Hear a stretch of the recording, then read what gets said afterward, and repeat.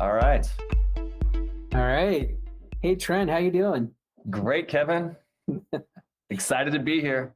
Me too. So I know we look a little bit like some weird mashup between ZZ Top Yeah. and something from like the Hobbit movies, but Yeah. I'm Trent. the wizard for sure. I mean, I call myself Trent the Wizard. So Yeah, I've seen that. I've seen that on your handle. Yeah, that's awesome. yeah.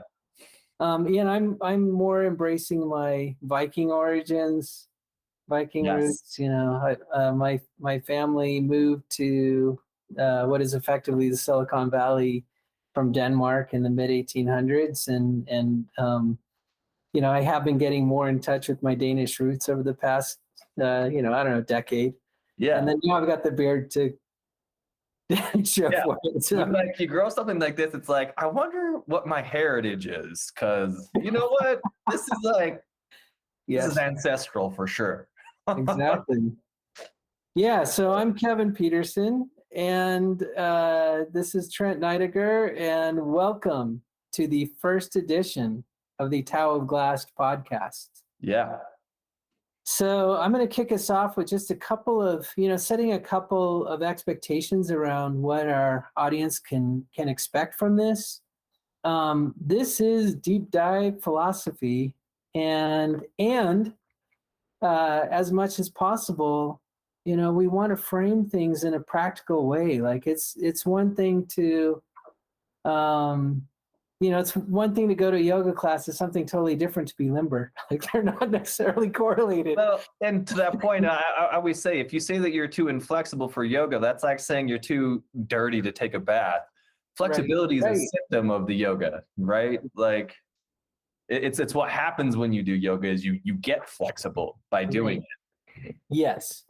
And so similarly, this is that kind of exercise for mind, body, and soul. We're really looking to bridge the gap between what we think and what we feel, and what we feel spiritually, not just physically, but what we feel spiritually. Right. And how do we apply that to everyday life? Yeah. And I think a lot of people struggle with that. Like there are people, just like the yoga metaphor, there are people who go to church, but they don't necessarily walk out feeling spiritually fulfilled, right? Yeah. They walk out with more questions than answers, or they walk out frustrated, like, am I not doing it right? Right. Well, I think there's a similar, feeling in like yoga is like yoga, it has this kind of like weird like conundrum of like, oh, is it an exercise or what is it actually? And that's one of the things that I always try to teach people is like, look, yoga is a system of practice that is utilized to expand your consciousness to the darkest corners of your body, to unify yourself into a more holistic, actionable consciousness.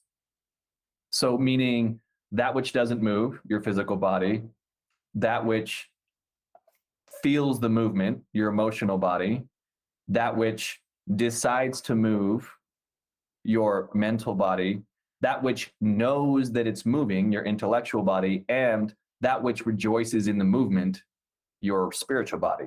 So harmonizing those things is really kind of, I think, in a succinct way saying of what we're trying to do here is helping people to really like unify their five bodies, you know what I mean? If we're talking in yoga terms, unify those five bodies to be a more effective, intelligent consciousness within the world. Well said. And that was a great introduction to our podcast series. That is exactly the kind of thing that we, as philosophers and students of the universe, are going to riff on on a regular basis and share with everybody. So just a little bit of background. So Trent and we've known each other for 6 months or so, maybe a little longer. Yeah. We just instantly connected, not just because of our beards. And in fact, like one of the first conversations that we had was an hours long dive into the metaphysical world, right? and the universe. And it was enlightening and refreshing for me, because it's something that the kind of conversations that Trent and I have been absent from my life for some time.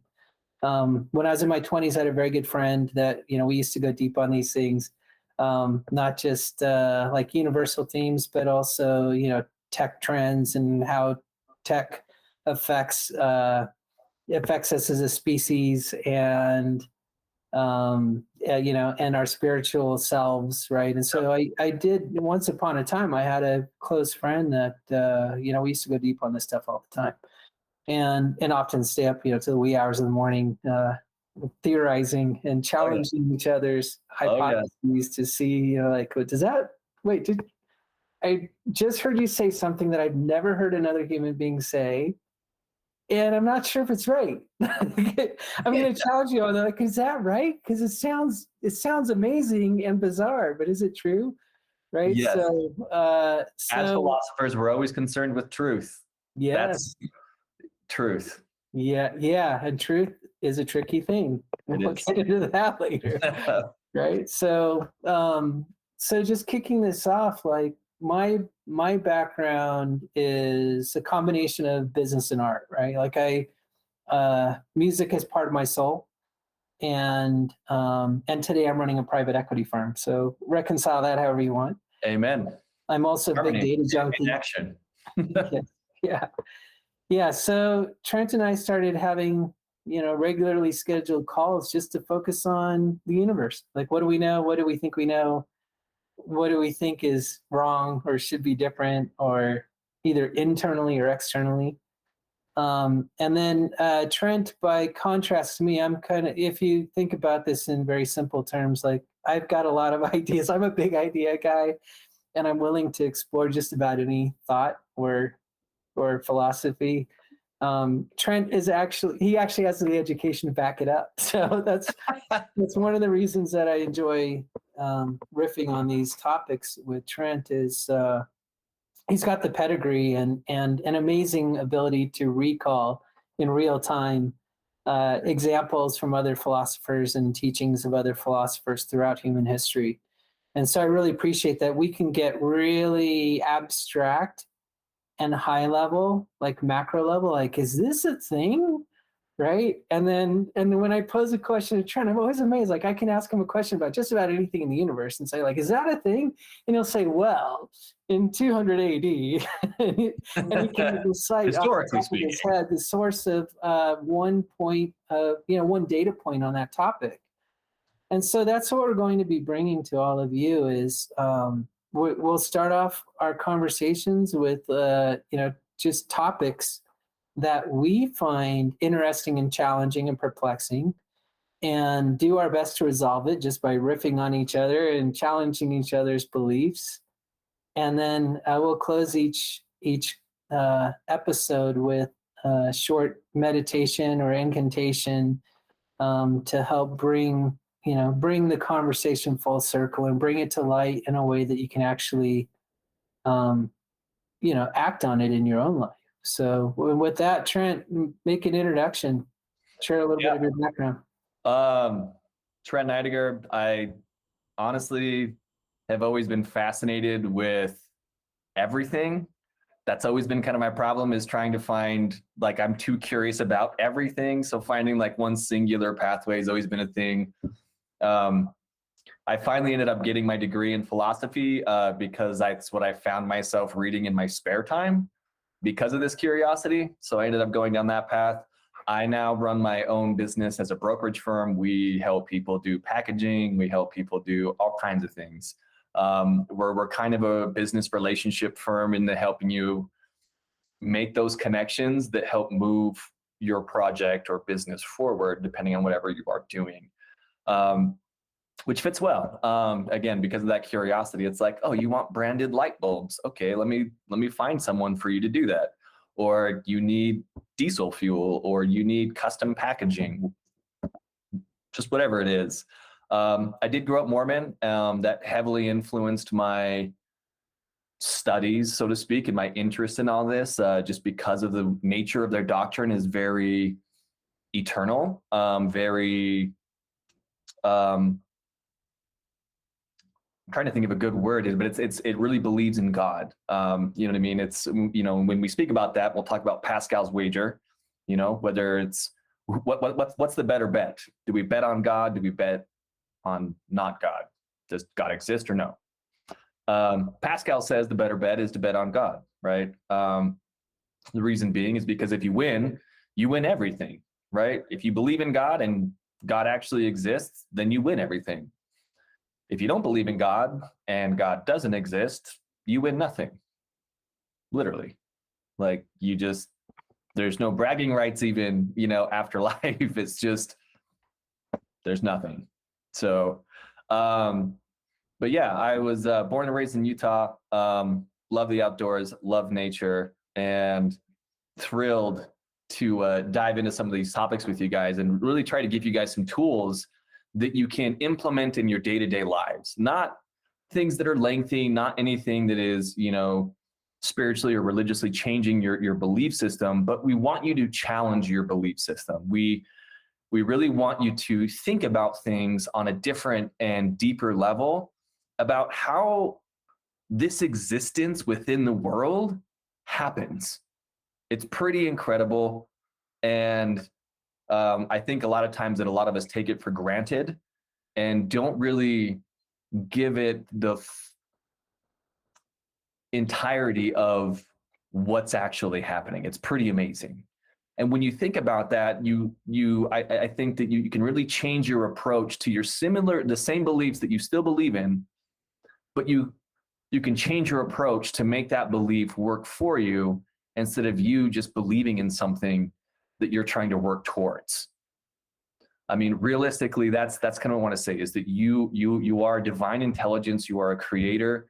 I say you, but all of us as human intelligences have access to this. And I think that that's, you know, maybe a good kicking off point for kind of the first episode that we have here is really what we want to try and do is with the Tao of Glass, again, challenge your reality and not to change it, but challenge it. We want you to think differently about it. You know what I mean?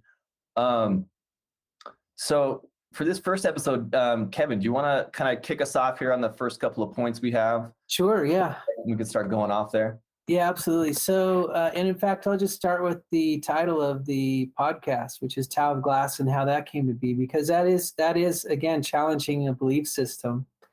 And so, and I'll share how that phrase even happened. For me, it actually was a moment of divine inspiration, right? Like my muse whispered in my ear. I was working on a consulting contract at a large financial company, and two people. This is just, it sounds so bizarre when I say it like this, but two, for lack of a better phrase, bean counters came to me from the risk department of one of the largest financial institutions in the world, and they came to my desk and said, "Hey, you know, you're the consultant here. We've got a question for you." And I says, "Okay, yeah, what is it?" And they said, "Well, Dave here says that the glass is half empty, and I think it's glass half full.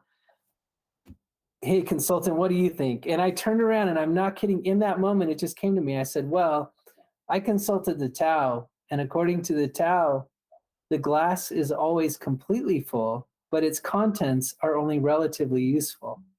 So if it's the presumption, well, first of all, it's amazing that the glass even exists.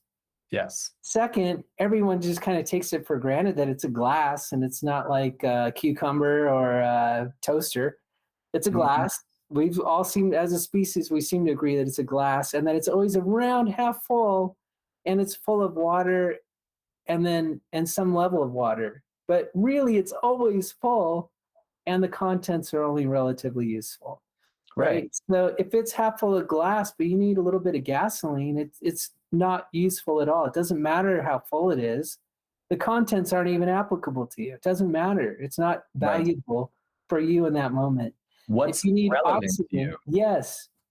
If it's full of water to the brim and you need a little bit of oxygen, just one breath of air, you're toast if it's full of Water. Right. And then along the way, I met some other people. And this was another funny thing. So I was walking down Market Street in San Francisco one day, and this gentleman said, "Hey, it's a guy that I would run into on my commuter route, right?" So we're walking along, and he said to me, "How was your day?" And I said, "Well, this funny thing happened," and I told the story about the Tao of Glass. And I told him my philosophy that the glass is always completely full, but its contents are only relatively useful. And he said, and without a pause, he said, "Well, I'm an architect, and I've always thought that the glass was just too damn big." So his perspective is that the glass wasn't the right size. It's not a question of what's in it or how full it is. It wasn't good planning to begin with. Right? And I thought it was so funny that, like, for me, in a moment, I had that moment of inspiration, just regurgitated this thing that I don't know where it came from. And then literally 2 hours later, I'm walking with somebody that I don't know very well, and I tell him, and he has an instant response from his perspective. I'm like, this universe is a very strange place. Truly. And like that's one of the things, as far as like when we first talk about that perspective and your ability to recognize other people's perspective and see yourself and put yourself, so to speak, in their shoes, I think it is a really big thing. I mean, this also comes down, to one of the oldest philosophical arguments that does exist, which is, do we have free choice? Do we have free will? Does that exist? Or is everything cause and effect? Are we just moving through this machination of cause and effect with no actual choice? Like, you think that you're choosing that latte, or you think you're choosing what your lunch is going to be or where you're going. But really, is that just a compounding effect of all of the different people and things of the world just crashing upon you, essentially? Determinism, right? It's all determined. You can't do anything about it. Your life is your life, and that is what it is. Yes. And frankly, I don't believe that. I am a stark believer in belief. I believe in belief. I believe in free choice. I believe you can change those beliefs, that you can choose. But I also believe that choice really only exists in the present moment. That's where choice exists. You can't change the past. You can't determine the future exactly. Even with the best laid plans, something's going to happen. You're going to have to pivot, adapt, do something different than what you thought. Now, sometimes it goes streamlessly, like fantastically. Great, well done, right? But I think that that's truly for us where I think that this kind of convergence of our creative choice power comes into reality, is in that moment, in the present moment. You know what I mean? And with the Tao of Glass, like this perspective, I think that that's another thing. Your perspective context is going to determine how you act within the world. Like, for example, we have here, it's like 80% of your cells are bacteria and not human. So what are you then? Right? Yeah, see that again. I think a lot of people don't even have that awareness. Like, they don't know that fact. This is a biological fact. This is a biological fact that 80% of your cells are bacteria. You are mostly bacteria. And even to that point, when we break it down to a molecular level, you think you're touching your fingers together if you go like this, but you're actually not. That is the sensation of electrons bumping against each other. You're not actually touching anything. There's always more space. So how is it that we can move this glob of molecules and do these things if we're mostly bacteria and there's always more space?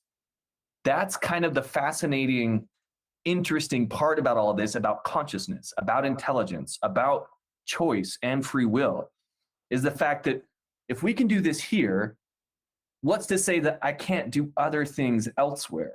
If I can learn to really align all of this consciousness and this material matter and emotion and intellect, if I can do that, what are my true possibilities within the world? What are my true possibilities for manifesting or creating the life that I actually desire and want? And that's a whole other thing. Where do these desires, where do these wants come from? Did that because I saw Ooh. someone who wanted a fancy car. Now I want a fancy car, or do I Right. actually want that fancy car? Do I actually want the Lamborghini? Do I want the Ferrari? Or is that just something that I think is going to Yes. somehow enhance my Yeah. experience in some way? So So, I actually have there's something I want to share with you that you and I have never talked about. yes. There's something that has always felt strange to me about the theory of evolution. So, first of all, I mean, the odds of us existing at all are astronomically bad. The fact that I exist as a conscious being and you exist as a conscious being, and we know each other at this point in time, and we can communicate and actually understand each other, like the odds of that are so phenomenally bad, a statistician would say it's impossible. If you Right. gave the odds of us being here, or even the odds of there being any life on Earth to a statistician, they'd say, no, it's impossible. They'd look at all the factors that come into play that would have, like the cause and effect, right? Mm-hmm. That everything would have to just come together perfectly for life to ever happen. It's statistically bad. Impossible. It's Yeah. impossible. And yet here we are Statistically. having this Yeah. conversation. Yeah. We're winning the lottery every day. Every minute of Against every those, day. every moment we're winning that lottery every moment that we exist. Yes. Literally. Yes. And to that point, one of the things that I like to bring in is like, so a lot of people science and love science. I just think that there's thinks it knows more than it knows, because what is knowledge, epistemology, all that kind of stuff. But realistically, for us to exist here on Earth, as you were just saying, like the odds of that, there is something more than just gravity. I mean, that's what they say. It's because of the gravity of the sun that our Earth sits in this perfect little position where we don't burn up because we're too close, and we don't freeze out because we're too far away. But it creates this little bubble of life that we exist on here on Earth. Well, I like to think of that as love. Gravity is actually a symptom of love. And when I'm talking about love, I don't mean like, I love you, Kevin, which I do. But what I'm really talking about is love is an acronym for the law of vibrational energy. It is the vibrational energy of the sun and the earth that keeps us in this special little space that allows life, allows consciousness and intelligence to make choices and create and learn and do stuff. I mean, it's really pretty fantastic. When he talks about those odds, we're literally winning the lottery every single moment of our lives. Yeah, and so diving a little deeper on just like the anthropological or theory of evolution, like I'm kind of okay with just the biological theory that, oh well, there's the right mix of chemicals on Earth, and then lightning struck the water. It was literally the spark of life, like when you talk Right. about the metaphor for spark of life, that theoretically the spark of life was lightning hitting the ocean and causing certain chemicals to start reproducing. Right. Like they went from being abstract, disjoint, completely separate atoms and chemical Dissonance, so to compounds speak. to being spark of life because of that zap of electricity. Now Energy. it has shape and Yes. purpose. And so I kind of get that. I kind of get it from a theoretical perspective, although it is still true that in 2023, with supercomputers and unlimited funding in the laboratory, this cannot be reproduced.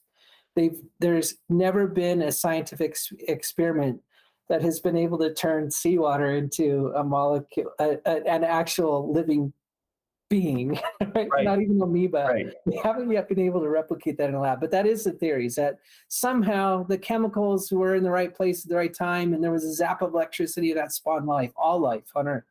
And so if I just take that for granted and say, okay, yeah, that's how it happened. That's how we got here. There was a lightning struck the oceans 1 billion years ago, and after 1 billion years of trial and error, things evolved into different creatures. If I take that for granted and say, okay, that's fine. I got it. Sure, that's evolution, right? The problem that I've never been able to reconcile for myself, and this is my challenge to you on our first episode, is Yes.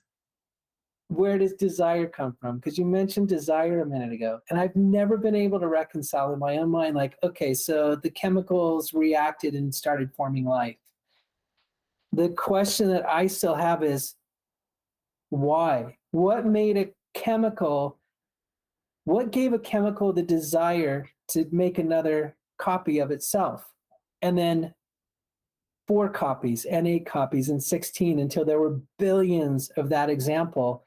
And that chemical had enough desire to start contemplating, even at the molecular level, not only do I want to make more of myself, but I want to protect myself. So I'm going to start growing a shell. And in order for me to survive, I need nutrition. So I'm going to grow propulsion systems. I'm going to get feet or fins. Flippers, yeah, whatever. Flippers. And I'm not going to survive if I don't have the right mix of oxygen and carbon dioxide. So I'm going to figure out how to breathe, right? Mm-hmm. The missing piece there that I've never heard anyone in science ever explain is, where did the desire to live come from? It's one thing to say that a chemical reaction can take place. It's another thing entirely to inject or insert desire into that molecule so that the molecule wants to live and replicate. That's freaky. It should never happen. Right. If I take a can of paint, I can't convince it to make another can of paint. Right. So this is kind of where I'd like to kind of break the brains a little bit and say that it's a mix of both. Science is very number based, right? I have X number of this, X number of that. I combine them. I put energy into it. Things happen, right?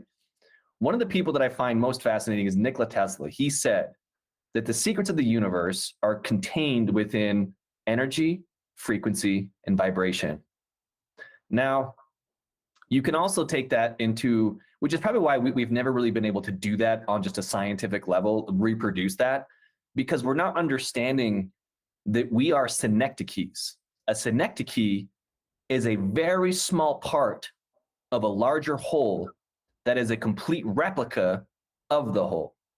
Think of like the cells in your body. Each cell is a complete replica of yourself, but it's only a small part of the entirety of yourself, right?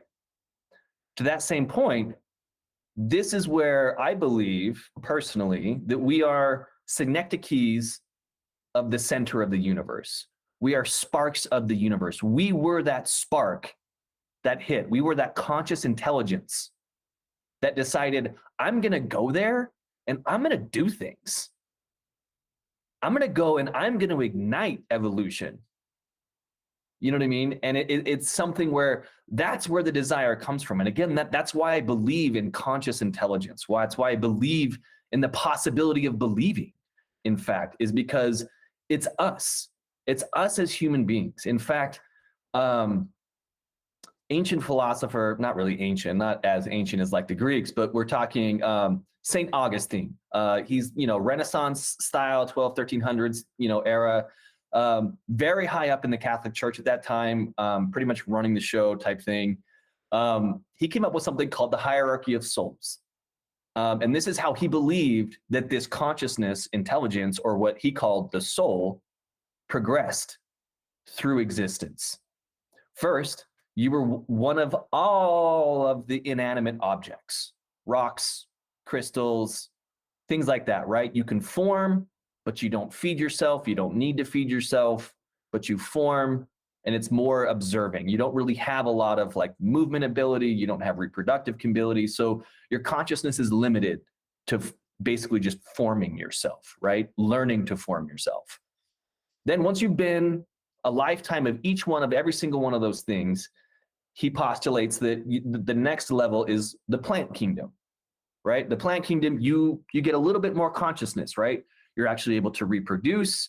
You're still not able to necessarily move, but you can kind of, there's a slight learning to move with like the wind or the rain or, what have you. There's things that happen to you that that cause more movement than what would be in rocks, for example, right? So once you've been every single one of the plants, you know what I mean, you've lived a lifetime as each one of those, you then graduate to the level of the animal kingdom. Now, think about animals, they have a little bit more intelligence, consciousness, right? They can move about, they can feed themselves, they can reproduce, they have an instinctual nature of what that looks like. Do you know what I mean? That they follow. So you're kind of climbing the ladder, so to speak.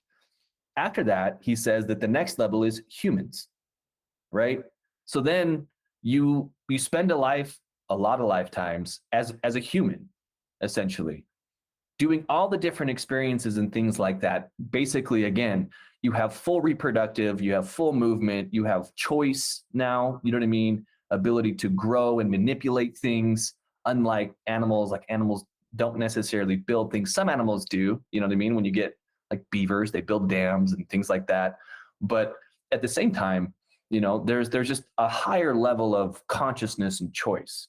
You know, as humans, we can do things that kind of aren't really with our nature, but we can just choose to do it, right? Like think drug addicts. Like, you know that that's not healthy for you. You shouldn't be doing it, yet we do it, right? For the effect that we receive from it. There's something about it. That's the kind of choice that I'm speaking about. You don't really see a lot of animals doing that to their own detriment on purpose, right? So once we've been and we've lived enough lives as humans, he postulated that the next level is God. That's when you become God. Now, what I think is interesting, kind of to this point, is most religions, not all, but a lot of them, regard us as children of God. It's very common in Christianity. It's common, you know what I mean, in a lot of different religions, and their approach to that, you know, concept is varied. But at the end of the day, if you take that concept, if we are children of God, well, puppies become dogs, kittens become cats. If we are children of God, what are we? We are gods. We are literally a spark, a little part of that divine universe that makes everything happen. And so the implications of that, and I'm coming to an understanding of that, is very profound. I mean, that truly, when you follow that down the implication road of what does that actually mean, that means a lot. That means that what you're doing here, again, kind of going back to the odds, you know what I mean? The fact that we're winning the lottery every single moment because we're here. Well, I'll be honest, that's by choice. We chose to come here. We chose to do this. We chose to be where we're at for some reason for us to discover. Now, I think the discovery is part of the important thing. Whenever you're given something, you just don't appreciate it as much unless you discover it. It doesn't hit the same way. It doesn't smack the brain or ignite the consciousness or give that kind of surprise of like when you discover something of like, I could do this. There's a deeper level of learning and understanding that comes with that. And I think that that's what the discovery is, remembering. And now think about the word remember. Remember. You're remembering things. You're putting things back together. Meaning, it's not that you don't know it. You're just rediscovering that you do know it. And I think that that's really where this desire and things come from, is that we needed to challenge ourselves as synecdoches of the universe, as these divine sparks of intelligence.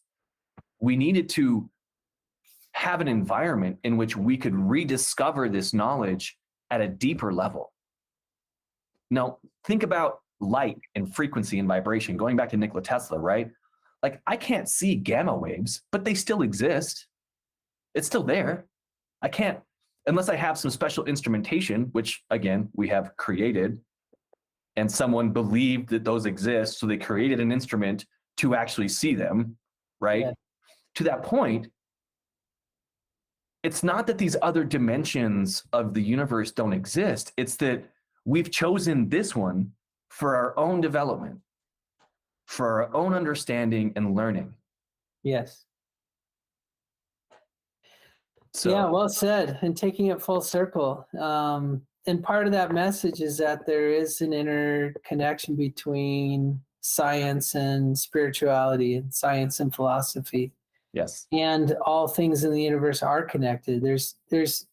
I think it's impossible for anyone to postulate in 2023 that there is not a connection between all things in the universe. I agree. Like 100%. Yeah, so just a couple. We're gonna run up against time here. Trent and I can talk for hours. Yeah, truly. But just a couple more seeds here. So on future episodes, we will dig deeper on physics and metaphysics and astrophysics and quantum physics.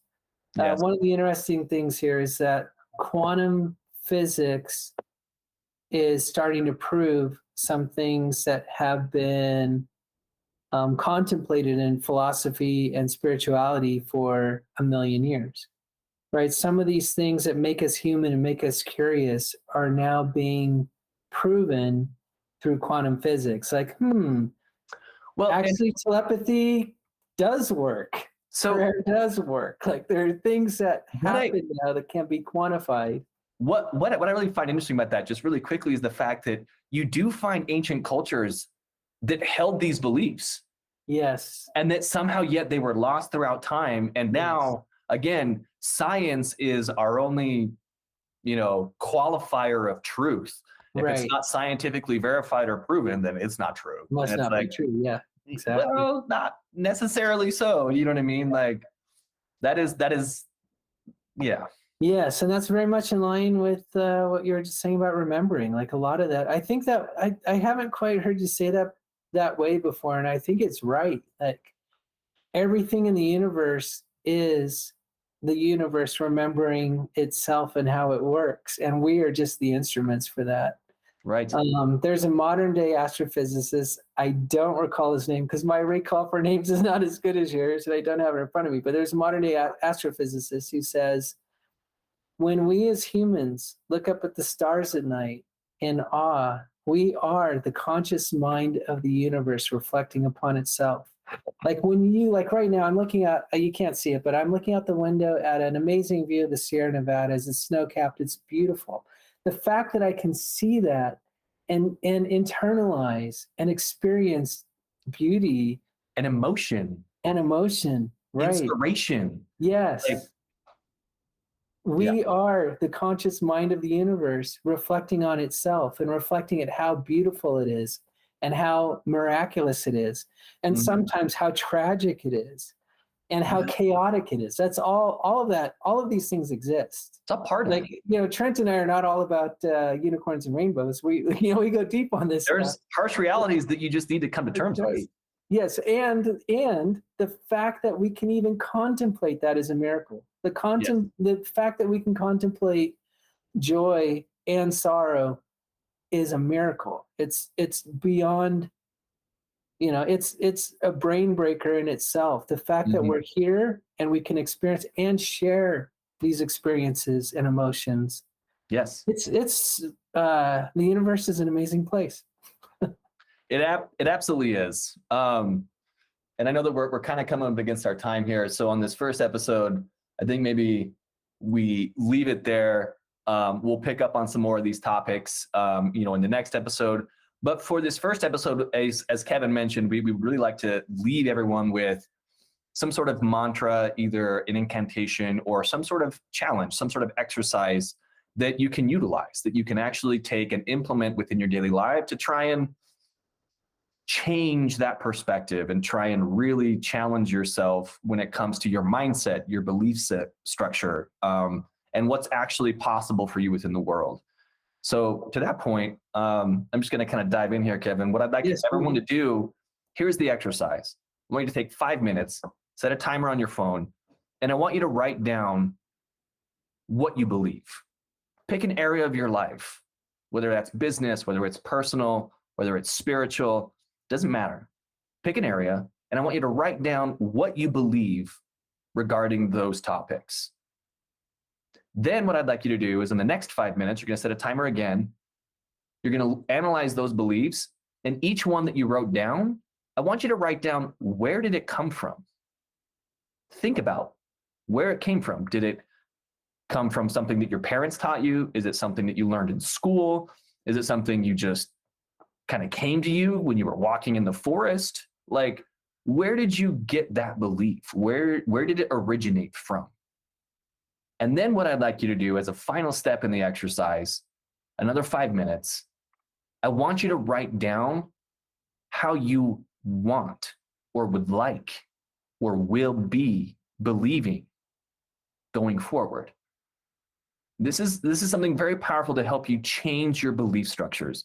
When you really start analyzing your beliefs, where they came from and where you got them, and what do you actually want to believe, you can start changing the possibilities that exist for you circumstantially within the world for you quite quickly. But you have to believe it. If you don't believe it's possible, then it's not.